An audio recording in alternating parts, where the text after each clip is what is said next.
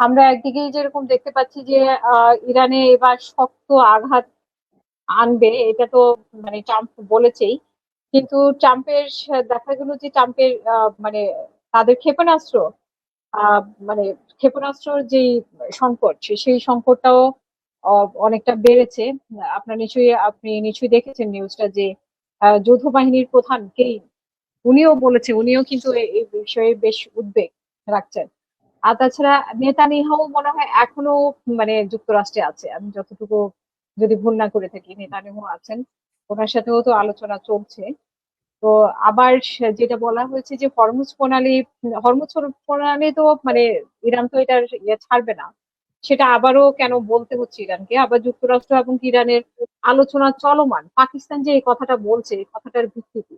আমরা তো দেখছি যে শুধু আক্রমণে হচ্ছে, আবার আলোচনা কিসের এখানে? অনেক ধন্যবাদ আপা আমাকে যুক্ত করার জন্য, এবং আজকে এটা সহ আলোচক আমার ফরহাদ ভাই খুবই অভিজ্ঞ একজন অ্যানালিস্ট এবং একজন শিক্ষক, মানুষ গড়ার কারিগর। ওনার কথাগুলো শুনছিলাম মনোযোগ দিয়ে, এবং যারা দর্শক শ্রোতা সবার প্রতি সালাম এবং শুভেচ্ছা রইল। আমি প্রথমে বলবো যে সারা পৃথিবী জুড়ে যে একটা রিসেশন, অর্থনৈতিক মন্দা দেখা দিচ্ছে, এবং আজকে এই মুহূর্তে প্রায় আপনার 15-20 মিনিটস অ্যাগো, 20 মিনিট আগেই ডলারের ফল, একটা বড় ধরনের একটা ফল আসছে, এবং সারা বিশ্বে যত কারেন্সি আছে সেই কারেন্সিগুলো একটা আপনার ধস নেমেছে। 20 মিনিট আগের যে ঘটনাটা ঘটেছে তার যেটা বললাম। তো তেলের বর্তমানে দামও তো অনেক বেড়ে গেছে। হ্যাঁ, হ্যাঁ, ডলার ফল করেছে, এবং অন্যান্য কারেন্সির সাথে তার প্যারিটি বেড়েছে। আচ্ছা, এখন তার কারণ কি? তার কারণ হলো যে বিফোর 28th অফ ফেব্রুয়ারি, 28শে ফেব্রুয়ারির আগে এই হরমুজ প্রণালী দিয়ে 21 মিলিয়ন ব্যারেল পাস হতো ক্রুড অয়েল এবং ন্যাচারাল গ্যাস, এবং আপনার যে সার, ফার্টিলাইজার, মেজর ফার্টিলাইজার সাপ্লায়ার হলো কাতার। সারা বিশ্বে খাদ্যের অভাব তৈরি হচ্ছে, সারা বিশ্বে জ্বালানি শক্তির শর্টেজ তৈরি হচ্ছে, সারা বিশ্বে জেট ফুয়েল তৈরি হচ্ছে, শর্টেজ তৈরি হচ্ছে। যে এই যে আপনার সারা বিশ্বের যে অর্থনীতিটা বড় একটা ধাক্কা খাবে, এটা আমি গত মার্চ থেকে বলে আসছি, এবং আবারও বলছি এখনো, যে এখন পাগল প্রায় হওয়ার মতো সারা বিশ্বের অর্থনীতির যারা এই নিয়ে আপনার বিশেষভাবে আলোচনা করছেন, তারা বলছেন কথাগুলা। তো আমি কয়েকটা ইয়ে দিয়ে আমি বলতে চাই যে কিভাবে এই এফেক্টটা আসছে। পিকচার, এই যে এতক্ষণ আমরা কথা বলছিলাম বিভিন্ন লোকেশন, যদি পিকচারটা যদি আমি দেখাই তাহলে আরো সহজ হবে দর্শক শ্রোতা তাদেরকে বোঝার জন্য।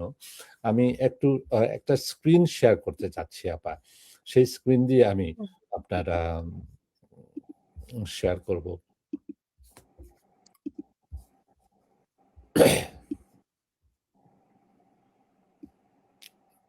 দেখতে পাচ্ছেন আপনি? আমি ঠিক স্ক্রিনটা পাইনি। না। হ্যাঁ, পেয়েছি। আচ্ছা, দেখা যাচ্ছে এখন? হ্যাঁ। হ্যাঁ, হ্যাঁ। ওকে। এই হলো সারা এই আরব কান্ট্রিজ, এবং তো এর মধ্যে এটা হলো হরমুজ প্রণালী। এই হলো হরমুজ প্রণালী। হরমুজ প্রণালীর গত এই কিছুক্ষণ আগে যে ফরহাদ ভাই কথাগুলা বলছিলেন, এই আইল্যান্ডগুলা অ্যাটাক হয়েছে। এই যে কাশেম আইল্যান্ড, তারপর হরমুজ আইল্যান্ড, তারপর এই আইল্যান্ড বন্দর আব্বাস, এই যে বন্দর আব্বাস, এই এই এলাকাটা, বিশেষ করে এই এলাকাটা আপনার সবচেয়ে বেশি গ্যাস এবং ইয়ের পেট্রোলিয়াম, এই এদের যারা শিপগুলো আসে, এই শিপগুলো এই পথেই আসে, এই পথে এসে তারপরে এই হরমুজ প্রণালীটা ক্রস হয়ে তারপর গালফ অফ ওমান হয়ে তারপরে ইন্ডিয়ান ওশেনে এসে পৌঁছায়, এখানে এসে পৌঁছায়। তখনই ইন্টারন্যাশনাল ট্রেডিং শুরু হয়। তো এই হলো খার্গ আইল্যান্ড। খার্গ আইল্যান্ডটা হলো একদম ইয়ের পাশে, এই যে খার্গ আইল্যান্ড, এই খার্গ আইল্যান্ডটা হলো একদম ইরানের পাশে এবং খুবই কাছে। তো যেখানে আমেরিকার কোনো এই কার্গো আইল্যান্ড নিয়েই তো তাদের বারবার টার্গেট থাকে, মানে ওইখানেই তো আক্রমণগুলো শুরু করে না। এক্স্যাক্টলি, হ্যাঁ। তো এই জায়গাটা হলো খাজিস্তান। এই খাজিস্তানটা হলো সবচেয়ে বেশি ইরানের তেল এবং গ্যাস। এই এলাকাটায় সবচেয়ে বেশি গ্যাস এবং তেল এই এলাকা থেকেই আসে, এবং এই খার্গ আইল্যান্ডে আসে কানেকশন, সব পাইপলাইন এসে এখানে এসে আপলোড হয়। এই যে আপনি দেখতে পাচ্ছেন যে শিপগুলা, আমি আরো জুম করি তাহলে বুঝতে পারবেন যে এই পাশে আছে, এই পাশেও আছে সেম থিং, যে এই যে আপনার পোর্ট গুলা, যেখানে ক্রুড অয়েল গুলা, তারপরে ন্যাচারাল গ্যাস, এগুলা আপনার ইয়ে হয়, ডাউনলোড হয় আপনার ইয়েতে, জাহাজগুলাতে। এই জাহাজগুলার এই পথেই আসে, এই পথে এসে এই আপনার এই আইল্যান্ডগুলা ক্রস করে তারপরে যায় যেখানে আইআরজিসির যে সোলজাররা যারা তারা অ্যাটাক করে এই ইয়েগুলাতে, আপনার ট্যাঙ্কার গুলাতে, এইগুলাতে তাদের জন্য সহজ হয়। কিন্তু এখানে আমেরিকার কোনো ফ্রিগেট বা তাদের কোনো প্রেজেন্স নেই, তার কারণ এখানে খুবই ক্লোজ টু ইরান, যেখানে আপনার অ্যাটাক হওয়ার সম্ভাবনা খুবই বেশি। এবং এই পথে এসে এই গালফ অফ ওমান হয়ে, ইন্ডিয়ান ওশেন হয়ে, অ্যারাবিয়ান সি হয়ে এই গালফ অফ এখানে আসে, যেখানে এই যে জাবুটি, এখানে আমি অনেকদিন এই জায়গাতে ছিলাম, আমি অনেক বছর। এবং এই যে এইডেন, এই পথে এসে তারপরে রেড সিতে ঢুকে।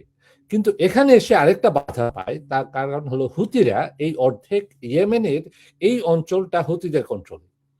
যেহেতু এই অঞ্চলটা হুতিদের কন্ট্রোলে, তারা ইরানের একটা প্রক্সি ওয়ার করে যাচ্ছে ইসরায়েলের এগেনস্টে এবং আমেরিকার এগেনস্টে। এবং তাদের এখানে মাত্র 23 কিলোমিটার, আমি যদি আপনাকে দেখাই, যে এই যে দেখেন যে তার দূরত্ব কতটুকু। এই দূরত্ব এই হলো আপনার খুব ক্লোজ 30 কিলোমিটার। হ্যাঁ, এই যে 30 কিলোমিটারের ভিতরেই তারা খুব সহজেই শিপগুলাকে অ্যাটাক করতে পারছে, যার ফলে এটাও একটা ডেঞ্জার, একটা জোন যারা প্রক্সি ওয়ার করছে ইরানের পক্ষে।